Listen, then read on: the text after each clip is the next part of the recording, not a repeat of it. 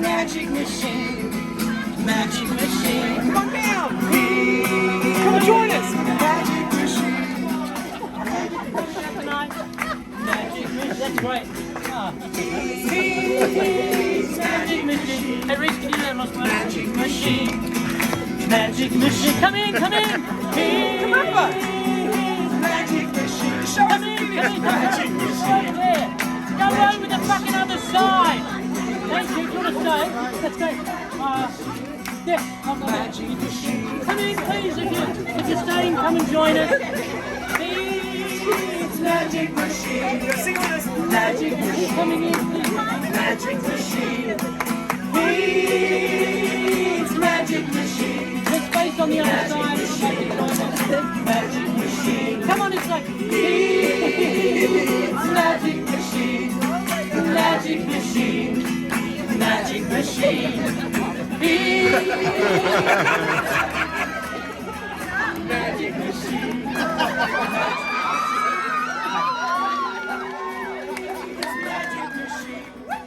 Magic machine.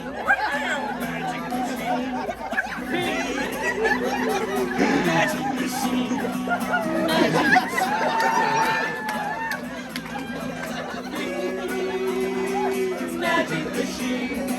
Magic machine. Sing it with us. Magic machine. Come on.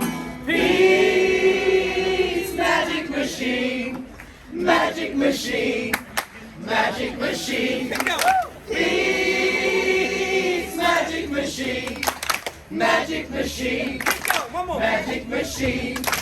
Peace. Magic machine. Magic machine. Magic machine.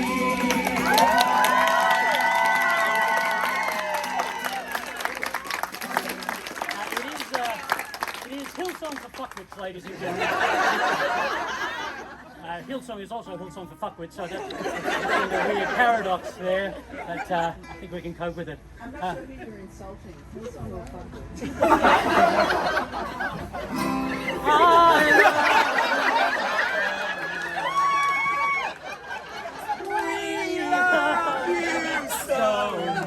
We don't really, but you gotta shut the fuck up. We love you so much. We love every time. But you gotta shut the fuck up. Shut the fuck up.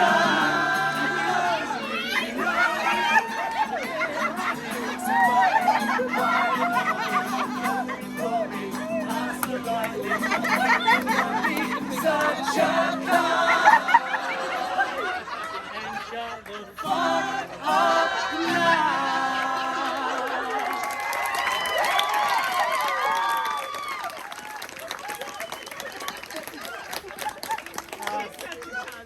Sorry. Oh, what a surprise, she's still talking. Try and do something subtle. Try and put a sentiment into a song and make it beautiful, and hopefully people understand some of the deeper significance of it, and then they keep fucking talking. Sorry about all that chicanery up on stage. I really feel honoured that you came out tonight. I know these are weird conditions. They're weird conditions for us as well, but it was really a pleasure to have you. If you've not paid for a fucking ticket to this show, you can fuck off. All right, these are the Church of Pete Evans here. They came to this show on 7 fucking Greyhound buses. And Pete Evans, our fucking saviour,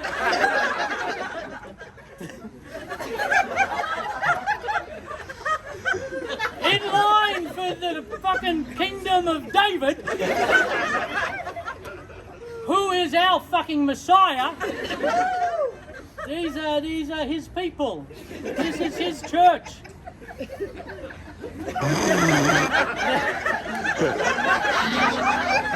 There are a lot of similarities between.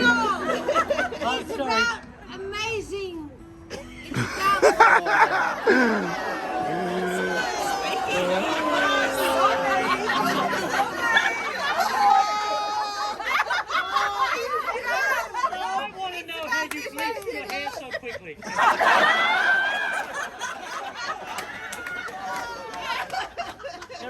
similarities between the risen Christ and Pete Evans. I don't want to go into great detail because we're still young to the faith.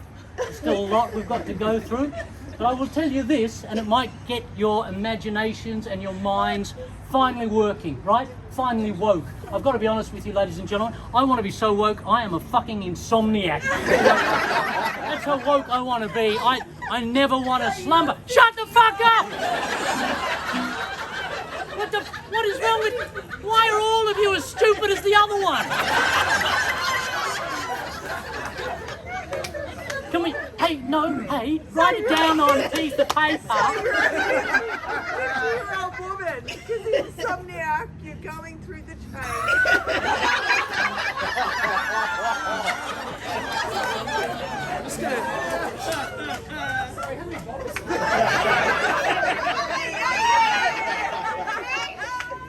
Does anyone have a gun or a knife? Like an instrument of death? That'd be great. Thank you so much. Your contribution's been wonderful. It really has. I'm starting to understand ScoMo a little bit more.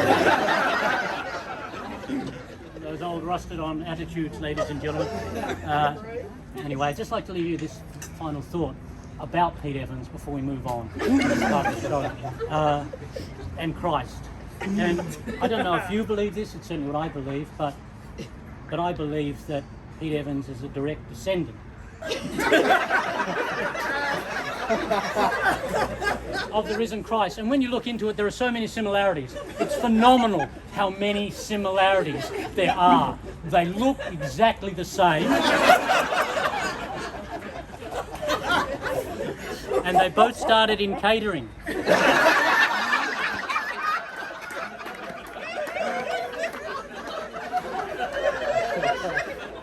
They both sat at tables with 12 people.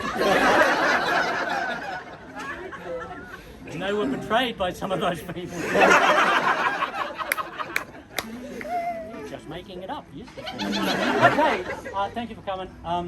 We're going to do a couple of songs here, because we don't get time to finish them on stage. But seeing the guys have left, this is the sound booth, right? But if you do come back to the Malthouse, can you do me a favour and just go up to that constantly and ask for tacos?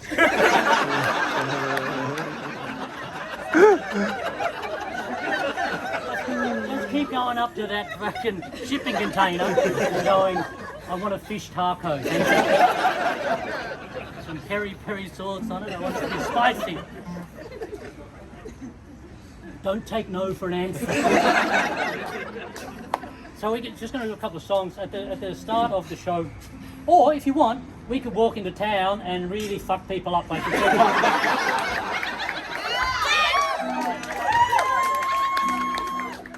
pretending we really are the Church of Pete Evans. We could find a fountain somewhere and do public baptism. Honestly, we could have one of the most fucking insane nights of our lives. And then we sacrifice 4 women.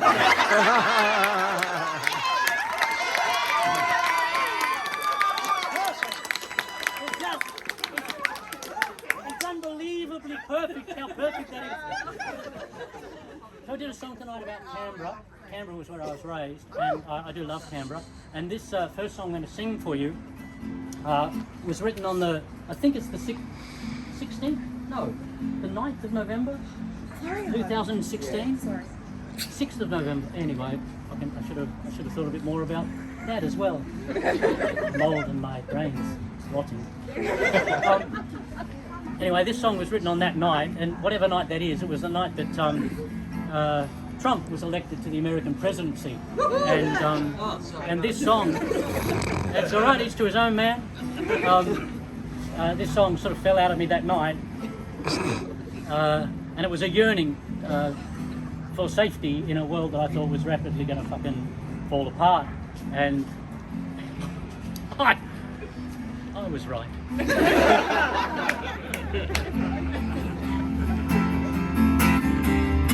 And we started. Okay.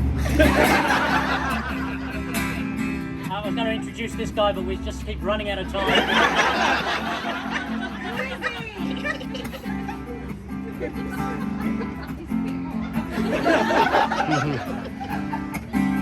Ready? Think I'm going back to Canberra, to the people that I love, to all the shapes I find familiar, and summer skies that don't give up. 'Cause these days I need this more. I need to feel safe, I need to feel sure. 'Cause I only feel afraid that everything will change, and all the plans we've made, our hopes and dreams, will all be swept away.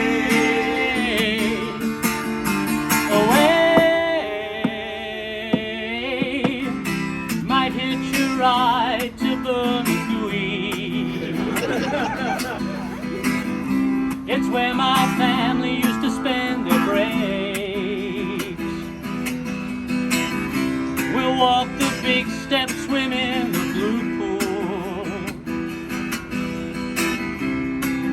go fishing up the Walliga Lake. 'Cause these days I need this more. I need to feel safe and secure. 'Cause I only feel afraid that everything will change, and all the plans we made, this world of ours, will soon be swept away.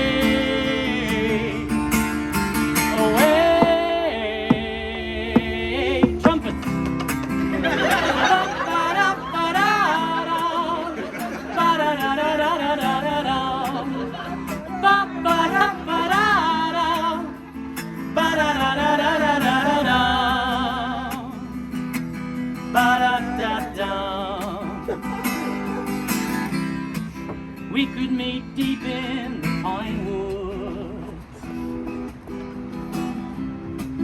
somewhere north of Stranger Pools. We could set fire to Mount Ainslie, yeah, burn down our old school. 'Cause these days I need this more. I need to find faith, be restored. 'Cause I only feel afraid that the sun will set and it will not rise again, that this world we love will soon be rearranged, and all this hate will spread through all the time and space, and soon enough we'll all be swept away.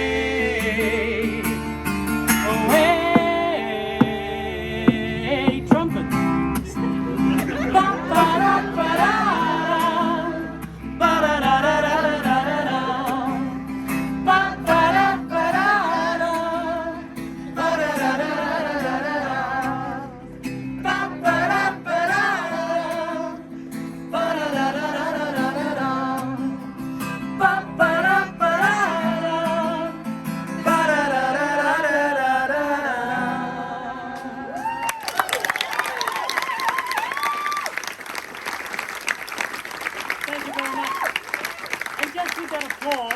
Can you please give a little bit of it now to this fella?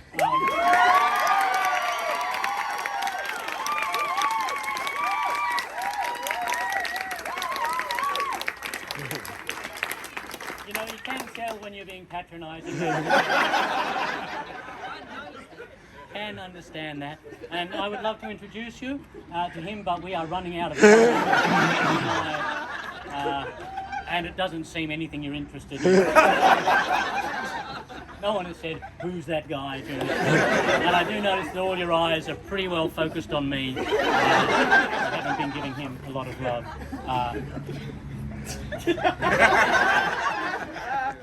Ladies and gentlemen, I will introduce him tonight. This is going to be a first for Raymond. Is it Raymond? Tabitha. She's undergoing the change. No. Don't record that. Don't record that. I stumbled off the woke tree.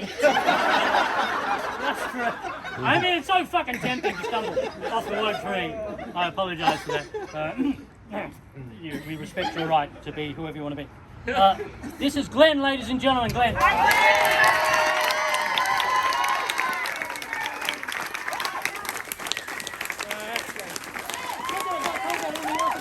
No, just me.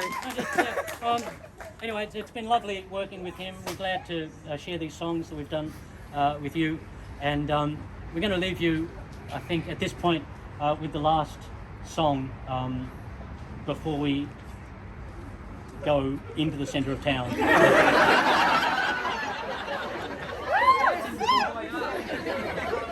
It would be pretty good. Especially if we were all naked. You know, I mean, be a little bit freaky, but I think we could do it.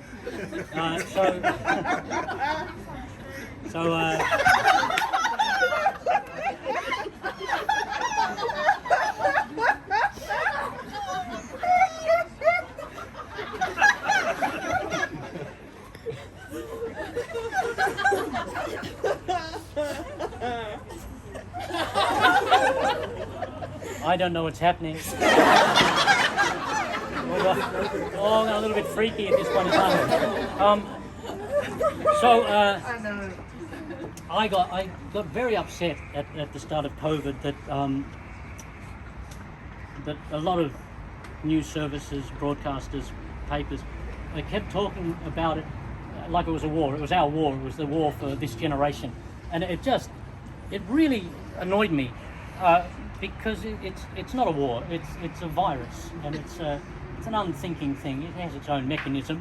It just wants to get into us and replicate itself and thrive, and you can't sort of blame it for that. And it probably would never have gotten into us if we hadn't invaded habitats we're probably not meant to go into. And the idea with the coronavirus is that they're not going away anytime quick.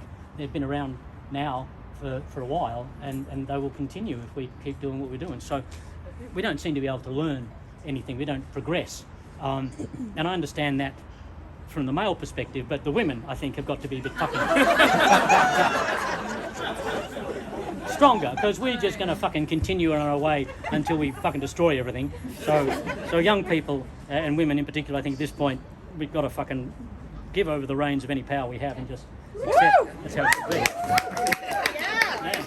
And I notice only the women clapping for that.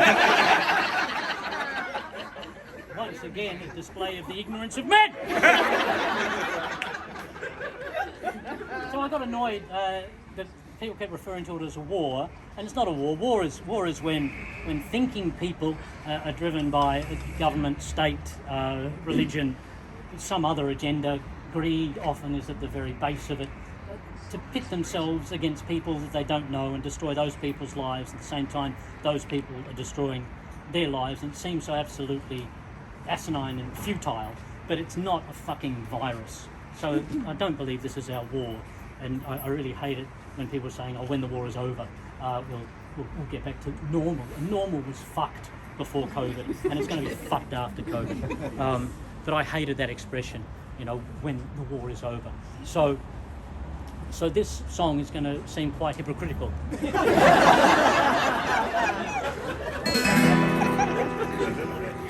When the war is over. Do you remember how Paul McDermott died? Was it electricity? Yeah. Everyone thought he'd die on the wet stage. But he didn't. He went over to a table, put on a chair, and then fucking died hitting his head on a tiny light. No, you gotta, we have to stop talking now. When the war is over, we'll walk the streets again, like we used to do before the war began. We'll go dancing in the wee small hours, touching everything we can. We'll touch our own faces, we'll touch other people's hands, and we'll congregate in large groups of 2 or more. It'll be just like it was before, only different, 'cause yesterday this could have killed us. Something so simple, this could have killed us. When the war is over, we'll all meet up again, like we used to do before the war began. And we'll take our time to celebrate all the birthdays that we missed, and all the blushing brides will finally get their kiss. And we'll hold each other long into the night. We're never taking down these party lines. But it's different, 'cause yesterday this could have killed us. This strange new sickness, this sudden illness. When the war is over, stories will come out. Some of suckers' whispers that you'll never read about. We'll be caught up in a bright new world. There'll be pain that we don't see. Everyday horror, and the horror remains unseen.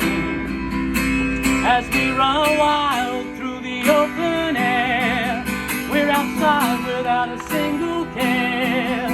But for some it'll come too late, just an hour too late, a minute, a few seconds, or a final breath, but too late. When the war is over, our hearts will burst with love for this frightened and this fragile, broken planet we all live on. And when the war is over, we promise we'll change, and this tragedy will never be allowed to occur again. And when the war is over, we'll put our kids to bed, not terrified for them of what may come in the days ahead. And when the war is over, we'll all talk face to face, something even Zoom and Skype and FaceTime can't replace. And when the war is over, we'll forget all that we learned, as our blue skies turn to grey and our dark choking smog returns. And when the war is over, we'll start looking for a name, someone in control, someone, something that we need to blame. And when the war is over and this is at an end, we'll forget about the war until the war begins again.